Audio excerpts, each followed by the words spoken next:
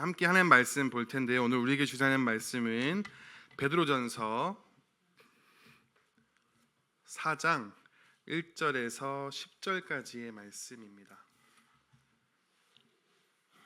베드로전서 4장 1절부터 11절까지의 말씀, 우리 한 절씩 교독하고 마지막은 함께 읽도록 하겠습니다. 제가 먼저 읽겠습니다.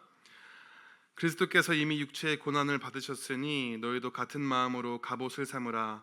이는 육체의 고난을 받은 자는 죄를 그쳤음이니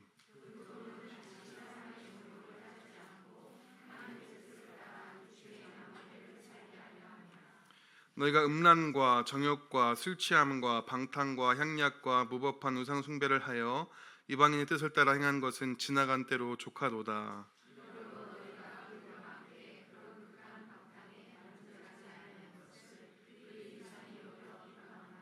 그들이 산자와 죽은 자를 심판하기로 예비하신 이에게 사실대로 고하리라.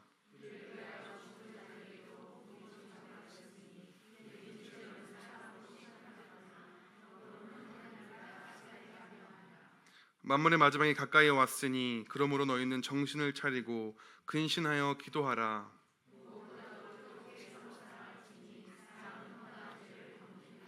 서로 대접하기를 원망 없이 하고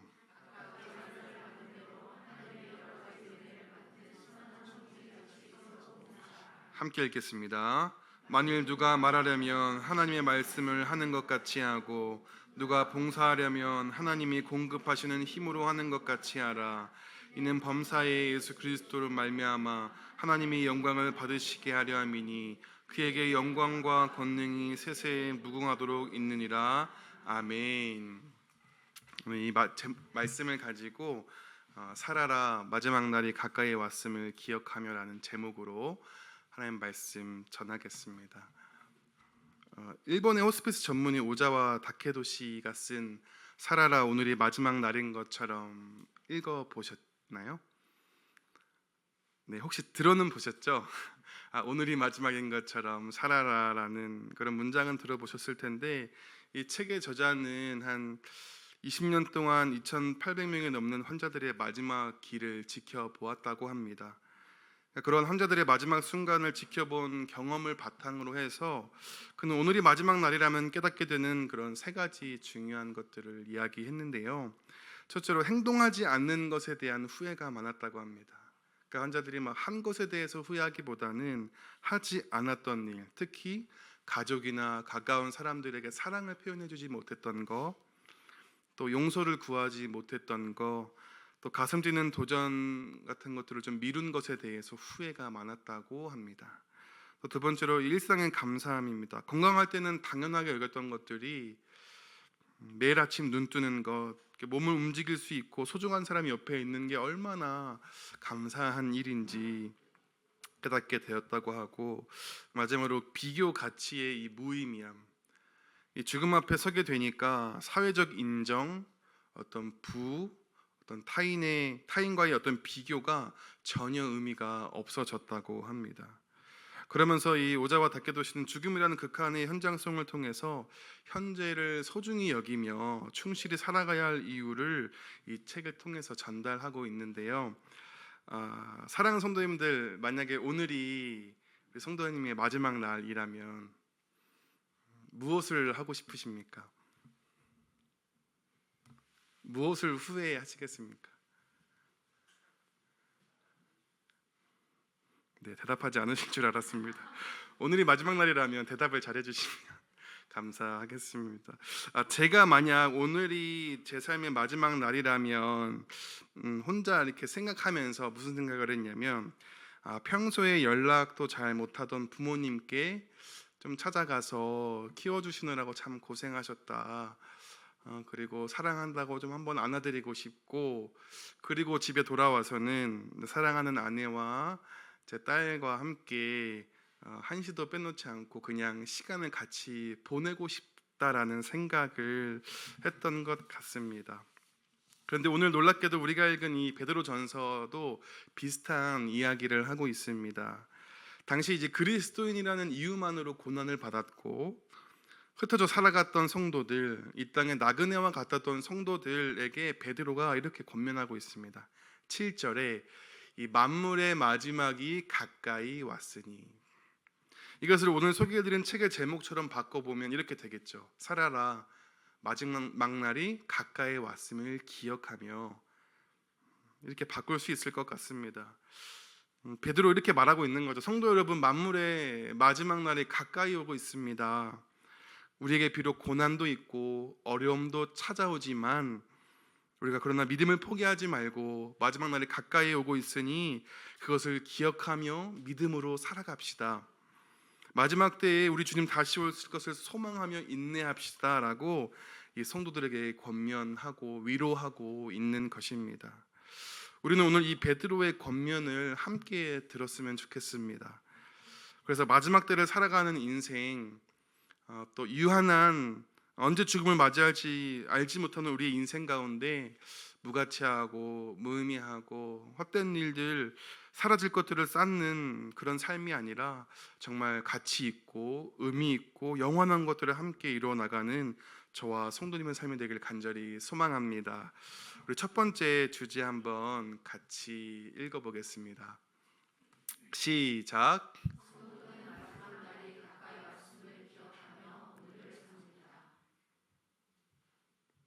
그렇습니다.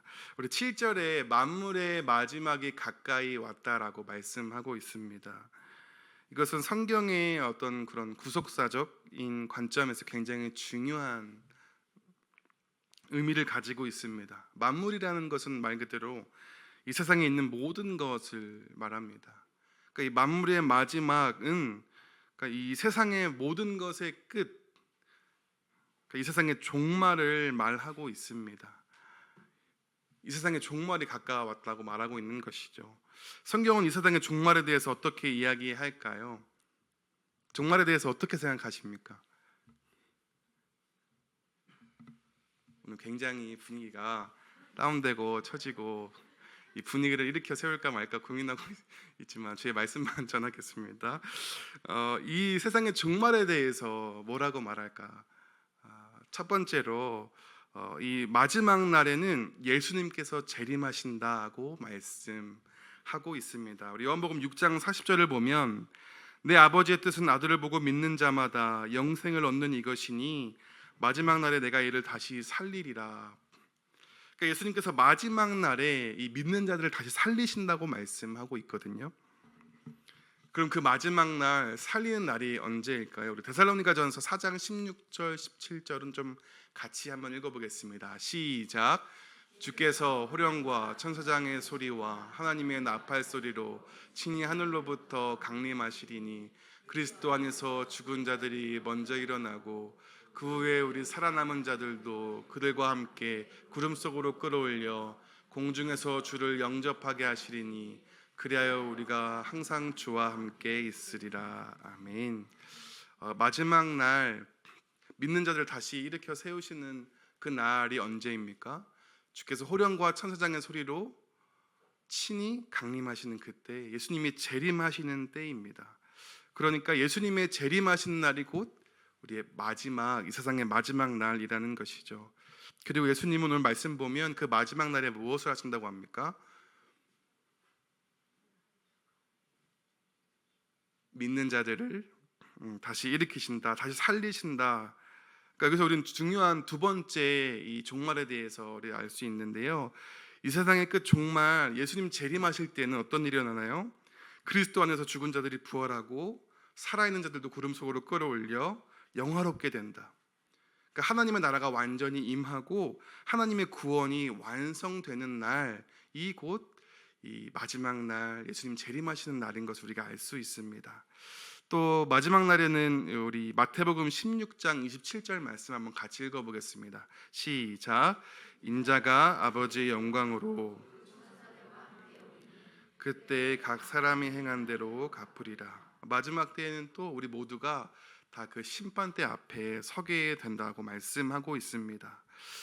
다시 정리해 보면 이 마지막 날 예수님이 재림하시는 때에는 이 만물이 만물의 마지막에 가까이 왔다는 것은 예수님의 재림이 가까이 왔다. 그리고 예수님이 다시 오셔서 우리 모두가 심판대 앞에 설 날이 가까이 온다. 또 우리 믿는 자들을 영화롭게 하시고 마침내 하나님의 나라가 이 땅 가운데 완성되는 그런 구원의 완성이 있는 날이라고 말씀은 그렇게 우리에게 알려주고 있습니다. 그러니까 베드로가 계속 이렇게 외치고 있는 거죠. 고난받는 그 성도들을 향해서 외치고 있는 겁니다. 흔들리는 그 성도들을 향하여서 이렇게 외치고 있는 겁니다. 사랑하는 성도님들, 우리 구주 예수님께서 다시 오십니다. 마지막에 모두 심판대 앞에 서게 될 것입니다. 예수님이 오시면 우리는 영화롭게 될 것입니다. 그 하나님의 나라가 이 땅 가운데 완전히 임하게 될 것입니다. 그래서 우리가 주님과 함께 영원히 함께 살아갈 것입니다라고 이 그리스도인들에게 위로하고 소망을 전하는 겁니다. 그러니 우리 이 사실을 붙잡고 우리 조금만 더 버팁시다. 조금만 더 힘냅시다. 우리 오늘 믿음으로 살아갑시다라고 격려하고 있는 것입니다. 우리는 이 마지막이나 끝을 주로 굉장히 좀 파멸적인 종말로 사용합니다. 우리가 막 말 안 듣는 아이들을 향하여서 너 이번이 마지막이야. 또 한 번만 더 하면 진짜 끝이야 라는 식으로 굉장히 파멸적인 종말론을 가지고 살아가지만, 그러나 성경이 말하는 이 종말, 이 마지막, 이 끝은 무엇입니까? 성취적인 종말인 거죠. 창세전부터 계획하신 그 하나님의 구원 계획을 완성하시는 때가 이 마지막 날인 것입니다.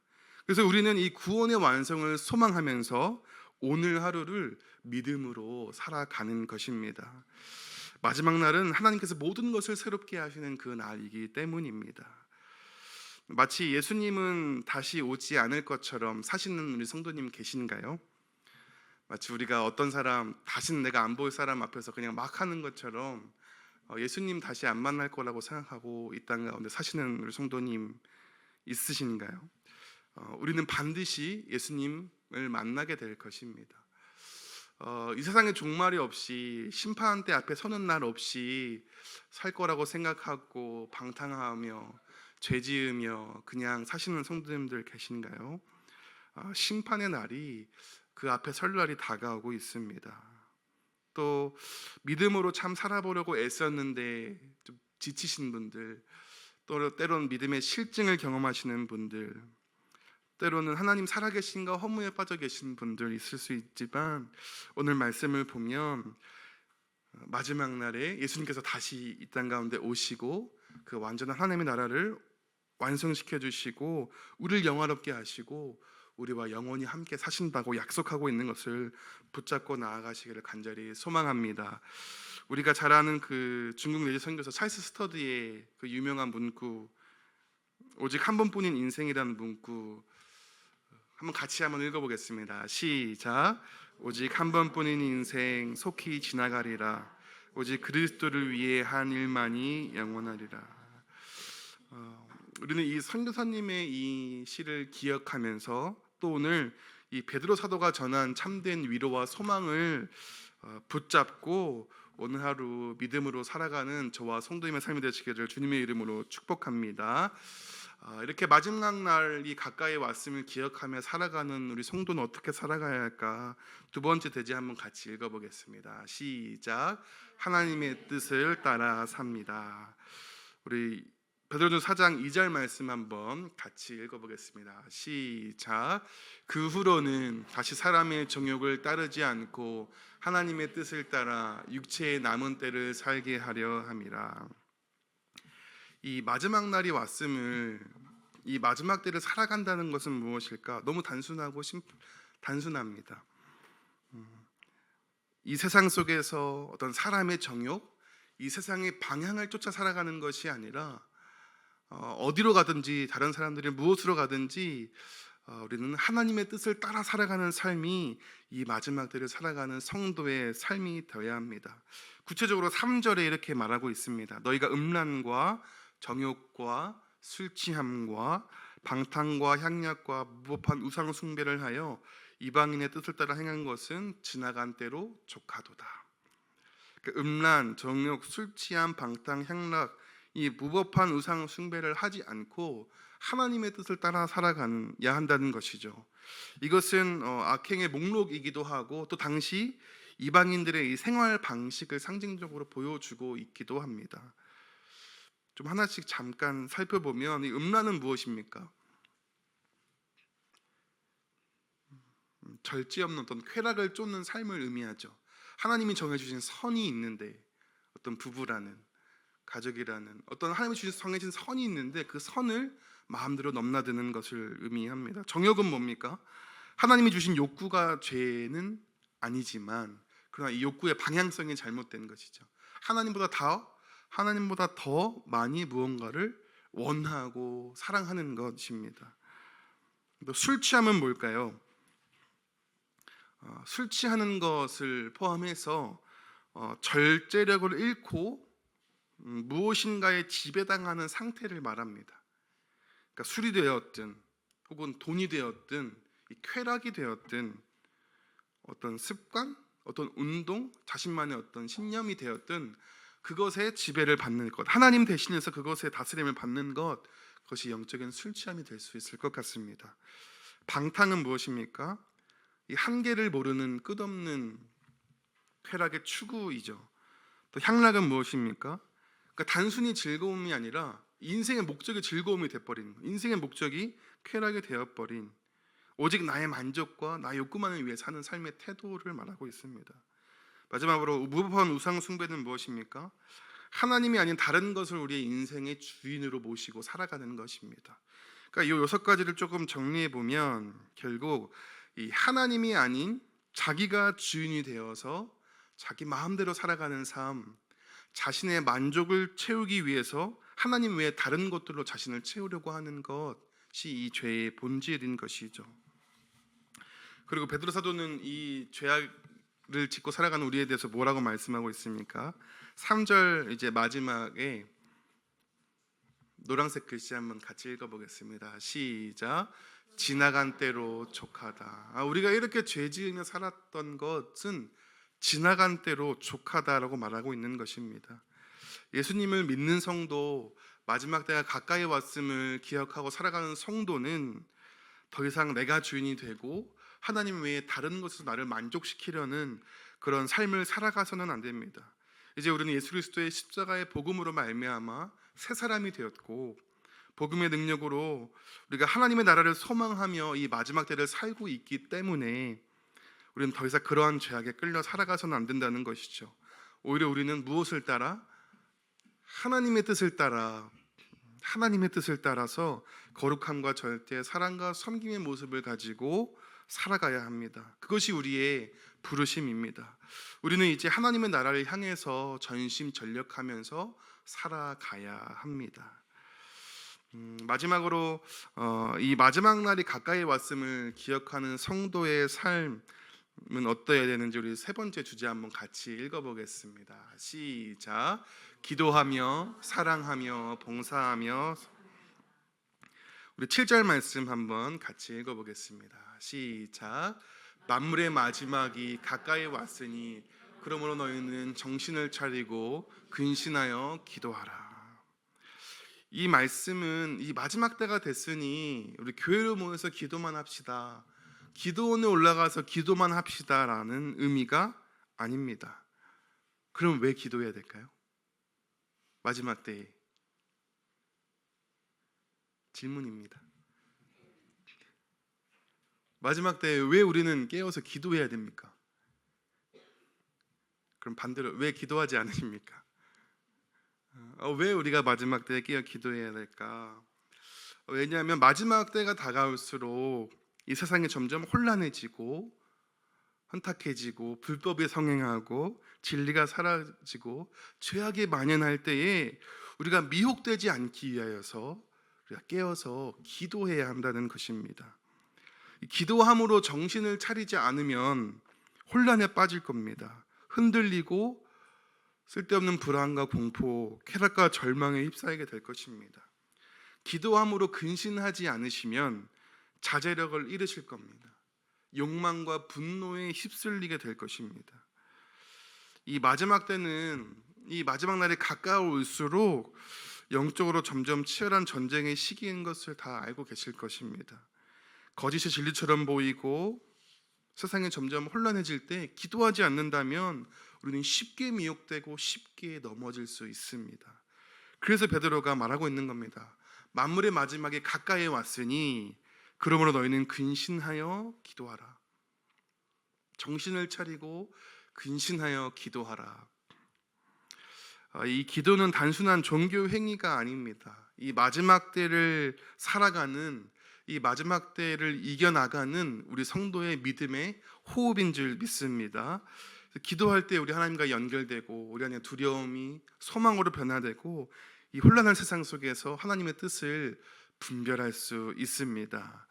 우리는 마지막 날의 가까움을 기억하면서 성도는 현실을 붙잡고 휩쓸리는 사람이 아니라 하나님을 붙잡고 기도하는 사람인 줄 믿습니다.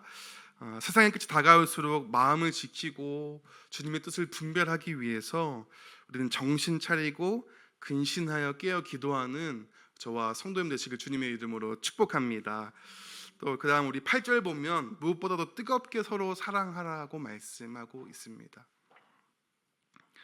이 마지막 때 이 우리가 살아가는 요즘의 시대는 어떻습니까? 분열과 분노, 냉담, 개인주의가 극심해지는 시대를 살아가고 있습니다.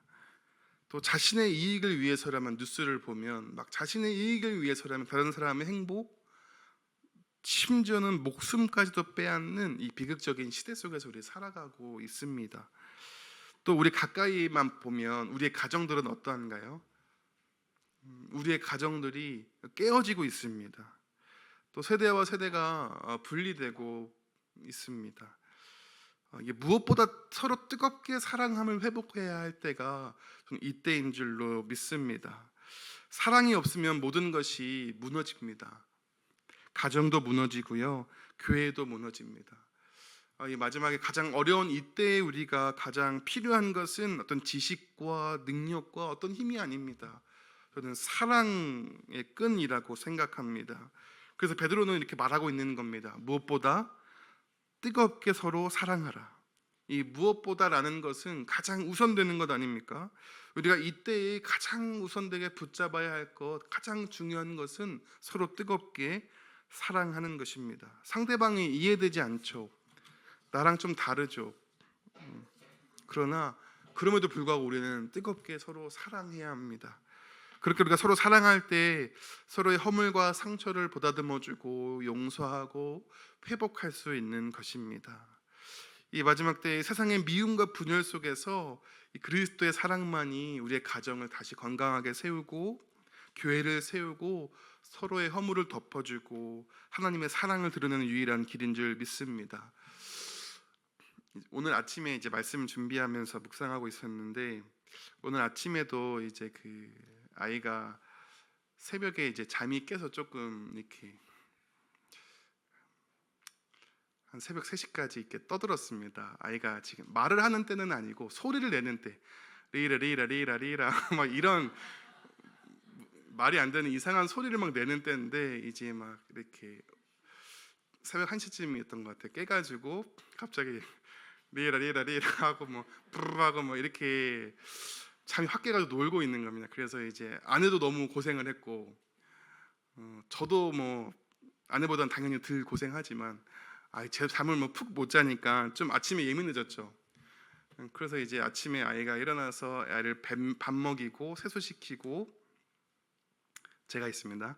밥 먹이고 세수시키고 이제 어린이집을 보내야 돼가지고 이제 그러고 있는데 이제 아내랑 저랑 둘 다 예민해지니까 틱틱대기 시작했습니다. 별것도 아닌 일로 틱틱대고 짜증을 조금씩 내기 시작했습니다. 그때 제 마음에 이 말씀처럼 뜨겁게 사랑하는 마음이 올라오면 좋을 텐데 뜨겁게 화를 내고 싶은 마음이 막 올라오기 시작했습니다. 정말 그래서 화를 낼 뻔했는데 다행히 말씀을 준비하는 중간이었어가지고 이 문장을 계속 되뇌었습니다. 만물의 마지막이 가까이 왔느니라. 만물의 마지막이 가까이 왔다. 그리고 또 아까 소개했던 책의 문장을 생각해 보면 좀 짜증나고 화가 나는 건 사실이지만 그러나 아내와 이 소중한 오늘 아침, 오늘 하루 또 아이도 있는 이 하루가 나의 화 때문에 망하는 건 원치 않는 거죠. 이 마지막에는 어떻게 할까? 내가 그냥 입 다물고 하라는 거 하고 사랑하는 게 내가 할 일이겠다 싶어서, 또 화내고 오면 이렇게 설교하기 어려울 것 같아서 잘 참고 이렇게 하고 왔는데요. 아내나 남편 사랑하는 거 어려우시죠? 저만 어렵나요? 네. 그럴 수도 있고. 저도 뭐 짧은 인생을 살아보니까 가장 가까운 가족 사랑하는 게 제일 힘든 일인 것 같습니다. 표현하는 것도 너무 어색하고 잘 못하는 것 같고요. 그러나 그때 이 문장을 기억하십시오. 남편이 나를 화나게 할 때, 그녀가 나를 화나게 할 때, 만물의 마지막에 가까이 왔느니라 묵상하시면서 뜨겁게 사랑하시는 은혜가 있으셨으면 좋겠습니다. 아멘이시죠? 네. 알겠습니다. 제가 아닙니다. 10절로 넘어가도록 하겠습니다. 10절 같이 읽겠습니다. 시작. 각각 은사를 받은 대로 하나님의 여러 가지 은혜를 맡은 선한 청지기 같이 서로 봉사하라. 마지막으로 우리는 선한 청지기와 같이 봉사해야 한다고 말씀하고 있습니다. 하나님께서 우리에게 각각의 어떤 은사, 은혜를 선물로 주셨습니다. 누구에게는 뭐 가르치는 은사도 주셨고, 누구에게는 위로하는 어떤 은사도 주시고, 누구에게는 어떤 일을 잘 처리할 수 있는 능력도 주셨을 거라고 생각합니다. 이것은 우연이나 그냥 사람마다 어떤 능력의 차이라기보다는 이 주의 몸된 공동체를 섬기고 세우기 위해 하나님께서 나눠주신 선물이라고 생각합니다. 그래서 성경은 우리를 하나님의 여러 가지 은혜를 맡은 선한 청지기라고 말씀하고 있습니다. 은사 있으시죠? 귀하게 쓰임받는 부분 있으시죠? 우리 찬양팀, 찬양으로 귀한 은사로 또 여러 가지 모습과 모양으로 그렇게 섬기고 계신데, 그 은사는 내 것이 아닙니다. 하나님이 내게 맡기신 것입니다. 그러니까 내 거면 그냥 하려면 하고 말려면 말고, 기분 나쁘면 하지 말고, 피곤하면 그만두고 이러셔도 되겠지만, 누구 걸 맡아서 하고 있는 거라고요? 하나님 것을 맡아서 하고 있기 때문에 우리는 그것들을 잘 관리하고 충성되게 감당하고 흘려보낼 책무가 우리에게 있는 것이죠. 우리가 그렇게 우리에게 주신 그 달란트, 은사를 따라서 교회를 섬길 때 우리는 더 아름답게 되고 하나님의 은혜를 풍성하게 누리게 될 줄로 믿습니다. 하나님이 내게 주신 은혜를 나만을 위해 사용하지 마십시오. 혹은 묻어두지 마십시오. 서로를 세우기 위해서 사용하십시오. 섬김은 선택이 아니라 은혜를 맡은 자의 책임입니다. 우리가 그렇게 각자 받은 은사를 따라 서로를 섬길 때 교회가 이 세상의 혼란함과 어두움 가운데서도 빛을 발하고 이 마지막 때 하나님께 귀하게 쓰임 받을 줄 믿습니다. 오늘 말씀을 정리하겠습니다. 사랑하는 성도님, 예수님은 다시 오실 것입니다. 마지막 날 예수님 재림하실 것입니다. 우리가 다 그 심판대 앞에 서게 될 것입니다. 그리고 예수님 믿는 자들은 하나님께서 영화롭게 하시고 그 완전히 임한 그 하나님 나라 가운데서 하나님과 영원히 살게 하실 것을 믿습니다. 우리가 그 주님을 만날 마지막 날을 상상했으면 좋겠습니다. 우리가 주님을 만날 그 마지막 때를 늘 상상하면서 기억하면서 하루를 살아갔으면 좋겠습니다. 그리고 그 주님 만날 날 주님께 우리의 사랑을 드릴 수 있는 그런 삶을 살았으면 좋겠습니다. 그래서 마지막 날이 가까이 왔음을 기억하며 오늘을 믿음으로 살아가는 저와 성도님들 지금 주님의 이름으로